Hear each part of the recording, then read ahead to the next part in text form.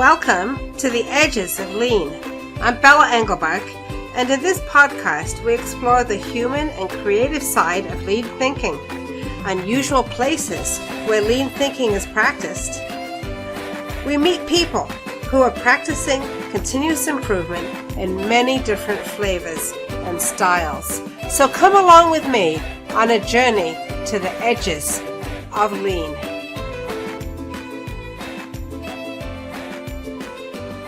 Episode 24, Continuous Improvement and Building a Resilient Culture. My guest today is Jodi Woelkerling, author, coach, and consultant.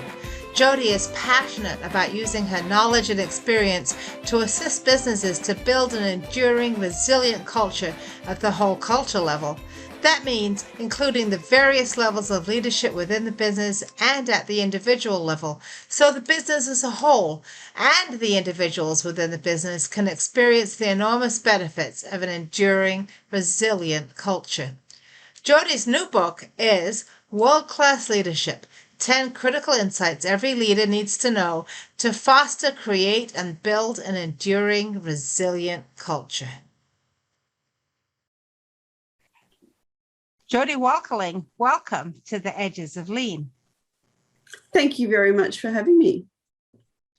Jodi, I'd love if you would start out by telling me how you got to where you are today, and then we'll get into talking about resilience, which is what you're here to talk to us about today. So tell us the Jodi story. Absolutely. So I've spent most of my working career in corporate in various levels of responsibility and authority. And while I could do those jobs, and I think do them well, I was basically doing it in a state of stress. So it was almost like, and I see this in a lot of people these days, it was such a normal way that I lived my life that I almost got to the stage I wasn't really that aware of it. Now, as things changed, there were peaks and troughs of that. But a few years back, I reached one of those critical kind of turning points that most of us have at various stages in our lives. And I was in a very, very stressed state to the point where it was affecting my health. It was affecting how I related to other people and relationships in my life and my general quality of life and well-being. And I think I was like so close to burnout. I didn't quite burn out, but I was extremely close.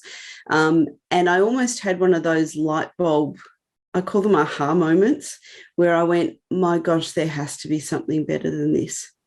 And it started me on a path of, first of all, for helping myself, discovering myself, discovering what those patterns were, why I had them, how I could do something better that was better for my quality of life. And then that kind of naturally gravitated towards helping other people. And then that naturally gravitated towards helping leaders and towards helping culture within business, because that's often a cause of a lot of the stresses. So it's been like an almost natural progression based on my own needs to start with. So to me, it's really interesting that you say you started with yourself, right? Because I was a little bit worried when you said that this was all about sort of, I don't want to say victim blaming, but if I'm feeling stressed, it must be me, right? But that's not your message at all, is it? Oh, gosh, no. Gosh, no. There are things in our lives, things in ourselves that result in us feeling stressed. And there are definite ways that we can take control of that. So, gosh, no, definitely not victim blaming. So let's start with, what is resilience? When you talk about resilience, what are you talking about? Yep. So I look at resilience in almost like two sides to it. So the first side is doing things in our life that mean that we stay in a state of calm and a non-stress state as much as possible. So there's various things that we can do Sleep's one really good example. So people will relate if they're feeling stressed, often their sleep's affected. If their sleep's not great, then they often feel stresses more. And there's a whole range of them. So things like sleep, diet, exercise, meditation and mindfulness, work-life balance. My gosh, there's a whole lot of them. And mindset fits into that as well. So doing things in our life that basically mean that when we have stresses, we stay as much in that state of calm. But the other side, the fact is we're all human. And the fact is we all have times when we feel stressed. I think you'd have to be like almost a Zen master to always stay in a state of non-stress. So the second side of resilience is when you do feel affected by stress, picking that up in yourself as quickly as possible, because awareness is a major key. And then having things that can bring yourself back to calm and clear thought as quickly as possible. So it's definitely both sides. It's really fascinating to me what you had said earlier about being stressed and just feeling as if that was normal, right? That's just the way it's supposed to be. I remember a boss saying to me once when we were talking about a project, what keeps you awake at 2:00 in the morning? And I accepted that as a perfectly normal question. Of course, I should be awake at 2:00 in the morning worrying about this project. It's funny. I find it so much in today's society. It has become so much of a normal way of life that, people aren't aware of it. And it's really not great in terms of your quality of life and your health. And part of my mission is to let people know it actually doesn't have to be a reality. And knowing that and being aware of it in yourself and taking steps to control it in yourself is quite a rewarding journey to go through.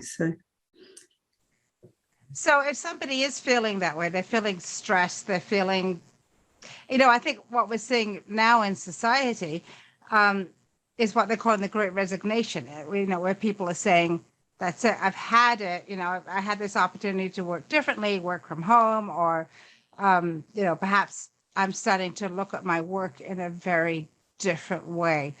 What else can you do other than quit then? Though quitting might be the thing for somebody. Yeah, so it depends whether you're talking from an individual or an organisational point of view. Because if you're talking organisational, this situation at the moment, and you're right, there are a lot of people who are re-looking work as part of their whole life and going, I'm not sure if this is the best thing for me. And I've seen this probably more in women than men over the pandemic.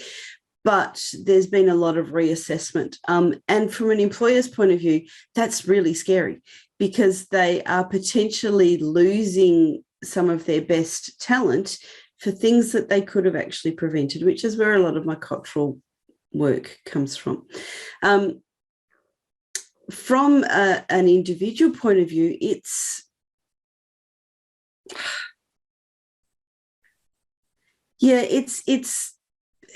a case of knowing that this is actually something that you can do something about. I'm not sure if I've answered your question, Bella, from the individual point of view, because I went off on the tangent on the leaders. Did I answer the question?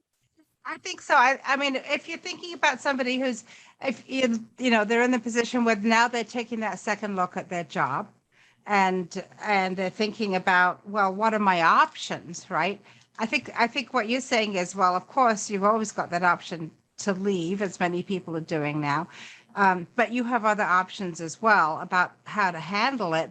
But what I love about what you're saying also is, again, it's not just about the individual, it's also about the organization and the culture. So this is a massive opportunity now for leaders now to look at their organizations and say, this is happening. This is a real problem that we need to solve. In Lean, we're all about, see the problem that's in front of you and work to solve it. So what can the leaders now be doing to start to turn that around so they don't have to see people walking out the door when perhaps they could have done some work to help them stay and become more engaged in the organization. Absolutely. So with leaders, the first step is always to get an accurate picture of what's going on. Because the larger the organization, the harder that generally is to do. So if you've got several sort of layers of structure, it's very hard for the CEO to have a close personal relationship with everybody in the organization. So the first step always is to work out what is my culture. Now, traditionally, how that has been done is things like engagement surveys. While engagement surveys can be useful, they should never be taken as the only test of an organizational culture, because simply things like people might answer questions differently because of the way they're worded. People may not have faith in the anonymity of it, and they're not going to answer truthfully because they might feel that it will come back negatively on themselves. Or in some cases, I have seen behaviours where people won't answer truthfully because they maybe their person who they answer to, they really like and respect, but the last thing they want to do is put in a negative response that's going to reflect badly on them. All sorts of. So you can't take engagement surveys just straight as they are. So when I work with organisations, I also look at some of the other quantitative stuff. So things like staff turnover, productivity. There's a whole range of things that you can look at.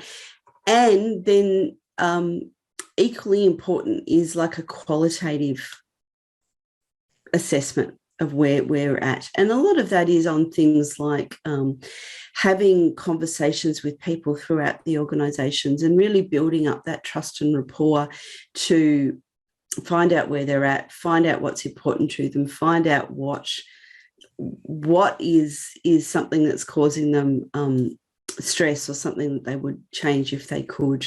And even things like, from that qualitative point of view, observation is very hard in a work from home environment to do observation, but even just things like observation and watching how people interact with each other. But yeah, the first step always with organisation is get a almost like a temperature check of where the culture's at, and then take active, strategically planned steps to address it. And yeah, that depends on what comes out in the assessments. So yeah.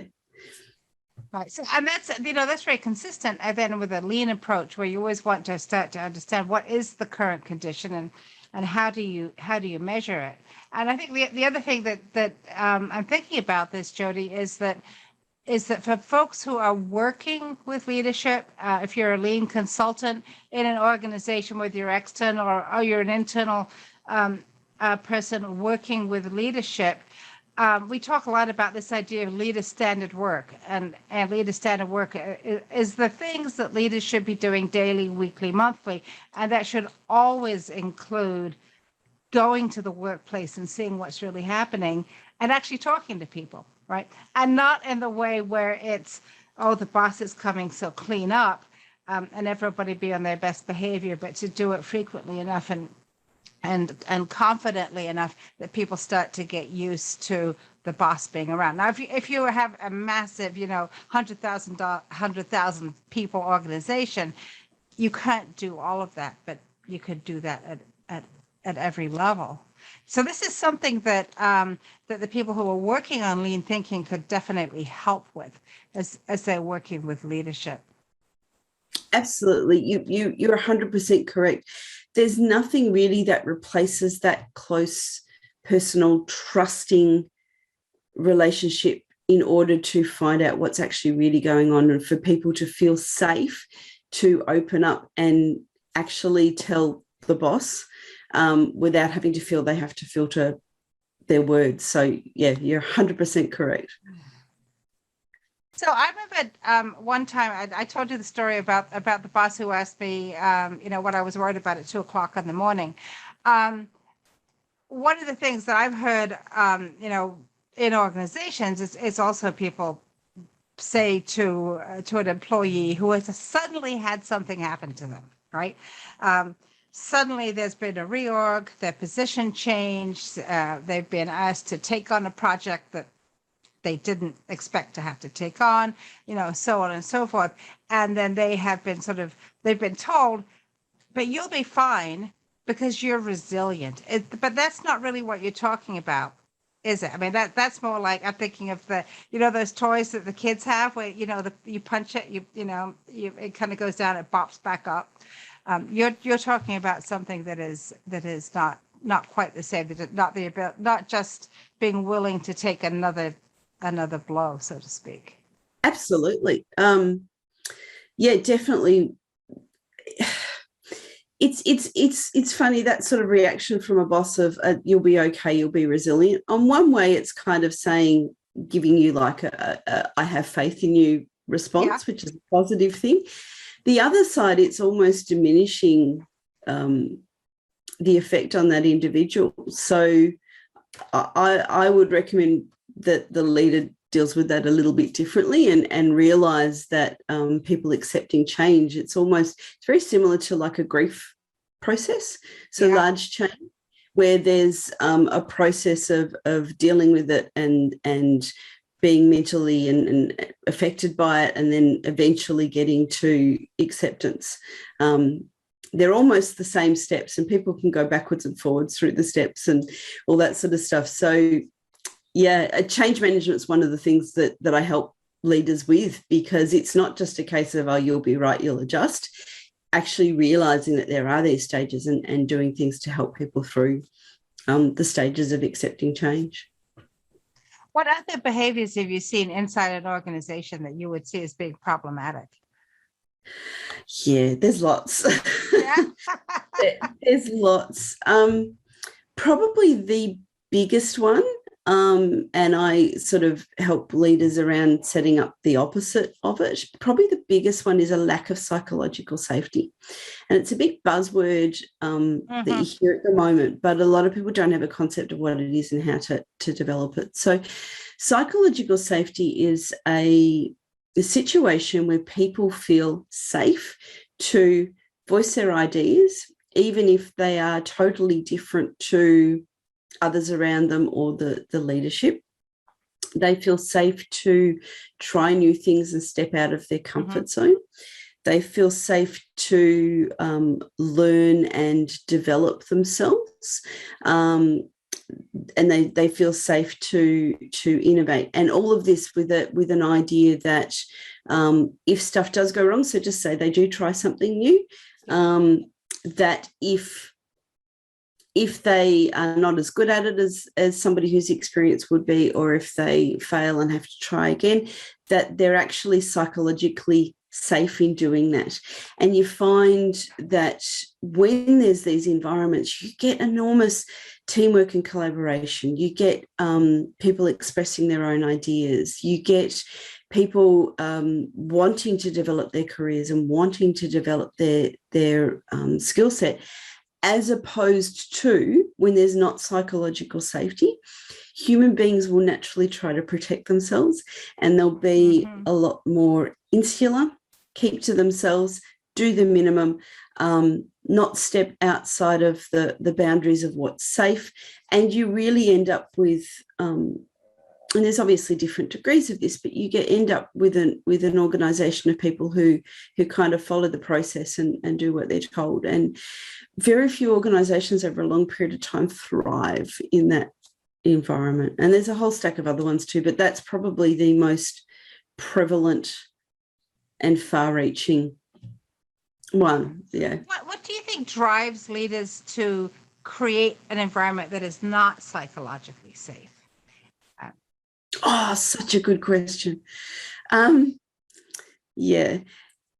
I don't know if leaders are driven to create a non-psychological safe environment. I think what we get is we're all human. And it takes, as leaders, a lot of self-awareness to act from that place of even if, so just say an example of even if a employee is challenging them on some of their decisions and saying, listen, I don't think that's the best way. And obviously all of this is done respectfully. Please keep that as an underlying current. Yeah. But just say the employee says, listen, I don't think that's the best way to go. It takes a leader who is really quite sure in themselves and sure in their own ability and has got their ego in check to actually take that for what it is and not take it as a personal attack. So that's a major part of it, is finding a leader actually have done the work themselves, wanting to see things transparently and knowing that they are, they're in a good place themselves, their ego's in check, that they can have those experiences and when things go wrong, operate as much as possible from that clear state rather than that panic fear state. So there's a lot of self-awareness. The best leaders out there have done an enormous amount of self-work. So I don't think, to answer your question, that leaders set out to not create a psychological safe environment.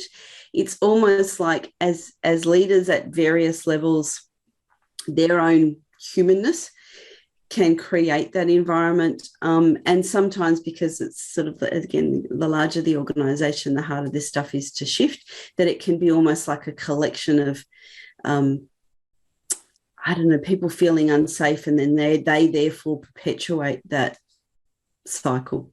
Yeah, so if the manager's not feeling safe, then they're not going to be comfortable with the employee making a mistake, because might reflect badly on them, and they're going to be in trouble. So when you're talking about the organization, and Jodi, you work especially with senior leadership, it is that it's starting at the top, right? And it needs to come from the top. It's very difficult I think, to build psychological safety from the bottom up. Yeah, 100%. Yes. I one of my favorite sayings I say is, the leader sets the tone. Yeah. So they set the culture. And the smaller the organization, the bigger impact and the quicker impact that has, negative and positive. But definitely larger organizations, the leaders still set the tone. It's just a little bit of a longer and different process to address it.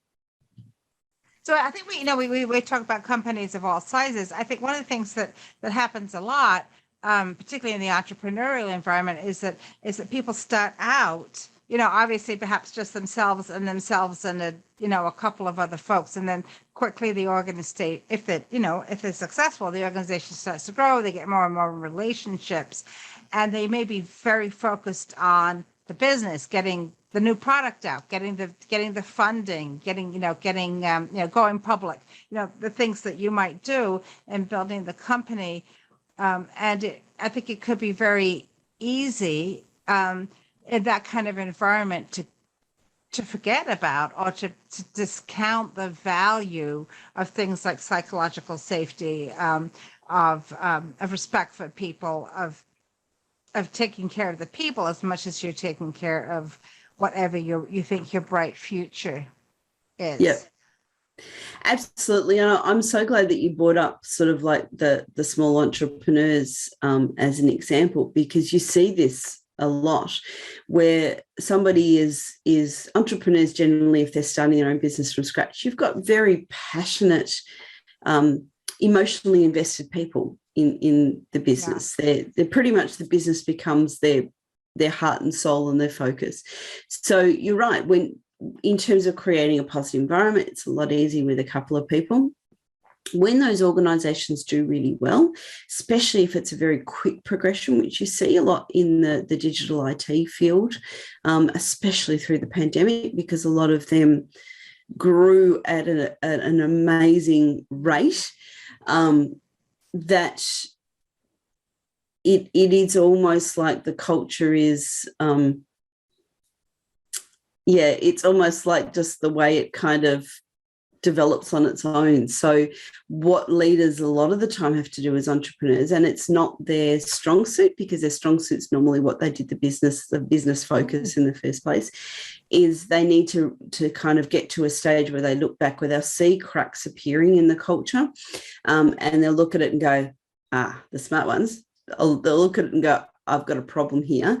I need to do something about it. So yeah, the real trick with entrepreneurs is to spot that before it gets too bad, because what I see a lot of, it gets really bad before they go, I need to do something about this. So I talk about self-awareness earlier, awareness in terms of your business as well, and your culture and your business, spotting it and taking steps to fix it sort of sooner rather than later, and being quite strategic in it, and sometimes getting like HR people or getting consultants like myself in to actually help with that process. So important, because if you don't do it, most businesses will end up with real growing pains. So things like staff turnover will go up. You'll have workers there who are there, but they're not as happy as they could be, or they're frustrated, or so culturally, and in the end that actually affects profitability, can be hugely affected by that sort of growth. So I'm glad you brought up the entrepreneurs as an example, because it's one of the key groups that this stuff's relevant for. Right. So if you're listening to this and you're in a company, you have a company, you're working with a company, you think, well, it doesn't apply to me because it's not a big company. I think what Jodi's saying is it absolutely applies to you. And in fact, one of the things that happens in entrepreneurial companies is that you're going to have to pivot, and you're going to have to pivot fast, right, Jodi? So if you have to pivot, and the people who are working with you you haven't built resilience into the culture, that pivot's going to be very hard. It's going to be very hard to get the people to come along with you as you make the necessary pivot to go to the next stage of your business. Yep. Really good point, because if you're aware of it earlier, you can make those subtle changes when the subtle changes will help set the direction. Yep, absolutely. Yeah. Wow. So we're talking about different industries. Is this the same across different industries? I mean, you talked about digital industry. What changes in different kinds of industries? It's an interesting point. So nearly every industry has some degree of stress. So there are certain things that are common across different industries, but there are certain things that are particular to certain industries. So I mentioned IT before, very fast moving, fast change, lots of pivoting, lots of quick adjusting. So that causes some degree of stress. Yeah. Other industries, so for example, like the accounting industry, there is a lot of legal implications in what they do. So there's the pressure of keeping up with the legal changes and the tax rules, and being compliant the whole time. And you've also got a situation where what you do and what you say with your clients has an enormous impact for them, again, legally, profitability, that sort of stuff. So I mean, that's just two industry examples, but yeah, there's stress, I think, in almost every workplace, or potentially stress in every industry. But yes, there are changes, and it comes down to what's particular to that particular industry. So for example, education, and you've got a situation where you're dealing with the future lives of these people who are in a very, depending on the age of the kids you're educating, very it can be what you do can have a huge impact on those kids in their future. If you think back to teachers when you were in elementary school, there's probably one teacher who made a real impact on you. One way or the other, right? Yes, one way or the other, definitely. Yeah. So there are different stresses in different industries, definitely. But stress is a common, I think, across all of them. I think, one end, well, it's not, I call it an industry, but one area that is under tremendous stress right now is healthcare. And I know a number of my listeners are into healthcare. and what so something that was very interesting, I thought was very interesting, when the pandemic first happened, a lot of hospital groups let go their continuous improvement staff, and or um, uh, uh, I don't know if, they were perhaps not necessarily let go permanently, but they were told to sort of sit on the side because of the impact, particularly in the U.S., the impact of the pandemic and the work that had to be done, and all the difficulties there. And now we're seeing, I'm not, this is not a result of that, but the thing that we're seeing now is a lot of healthcare workers, and again, I'm focusing on the US because that's where I'm from, saying, I can't do this anymore. I cannot take this anymore. It can't keep happening. I can't go through another month, 2 months, 6 months of going through what we have to go through with COVID. What could hospitals, healthcare organizations be doing right now, apart from getting everybody vaccinated, which should help a lot? But what else could they be doing at the moment? Yeah, I'm so glad you brought up that with healthcare, and the fact that they dropped their continuous improvement plans as one of the early things. I see this so often in organizations. They'll go through a period of particular pressure, and they drop the things that they class as non-essential or non-immediately obviously essential. And my gosh, long term, it can have such huge negative effects on the organization and the people within it. Training departments, as you said, continuous improvement, all that sort of stuff. So if they've made that mistake and they find themselves in that position, I would go back to sort of what I said before. Do a check of where you're at with your people. So talk to those, and do things like engagement surveys, but talk to people. So that maybe nurse who's feeling like I'm worn out, I cannot do this for another month. Sit down and have a very, very serious conversation with them and find out exactly what's led them to this, what they're feeling, what they need, what's going to give them that sureness that they're going to be okay to keep on doing this, whether that's now or later, and be as accommodating as possible. But the first step's always just ask the question. You can't assume that you actually know what that person's going through and where they're at. And if you have those conversations with a range of people, you will see patterns. So I'm making assumptions here, which I'm saying not to do, but just say one of the patterns, and you talk about the healthcare workers, just say one of the patterns is I'm exhausted, I can't do this anymore. Try and obviously with shortages and that sort of stuff, it's going to be a little bit tricky, but try and work out how can you give that person the break that they need. And it could be as simple as they might work 4 shifts a week. Don't make that an every second day or so shift.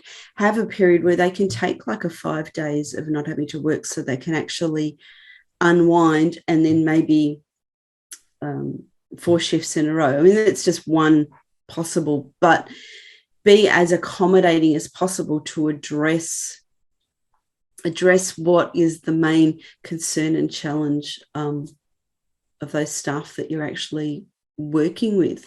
And as much as possible, and I know that's very difficult in the environment, if you can bring people in to create that flexibility. I know that that's a problem at the moment, but for some organizations it's not. Yeah, but I think what you're saying is very interesting, that it's not just that people are going through these challenges, which are enormous challenges, but there's a difference between going through a challenge and feeling that leadership doesn't know or doesn't care, and knowing that leadership does know and does care, even if what leadership is able to do is quite limited, right? So maybe they can't bring in a whole bunch of travel nurses because they're just not available. But such a good point. hearing from leadership that, hey, we know this is going on, makes a big difference, I think is what you're saying.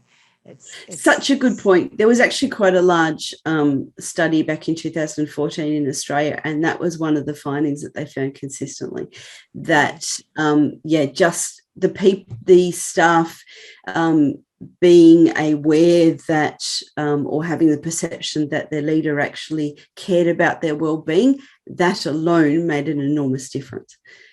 So you're absolutely correct. So Jodi, you're in Australia. What you have to say and how you can help organizations. Obviously, there's only one Jodi, right? So you can't do it everywhere. But you've written a book. I hope you could tell us about the book. Yep. So the book is written for the senior leaders in an organization. So people in leadership roles, so your CEO and your C-suite executives primarily. But there's information in there that could be relevant for leaders at any level of an organization. So it is designed around patterns. So there's 10 chapters and 10 different patterns of what I see as major issues that come up in culture in organizations, and they're ones that I see repeatedly. So it's an awareness piece of going, okay, maybe that applies to my organization.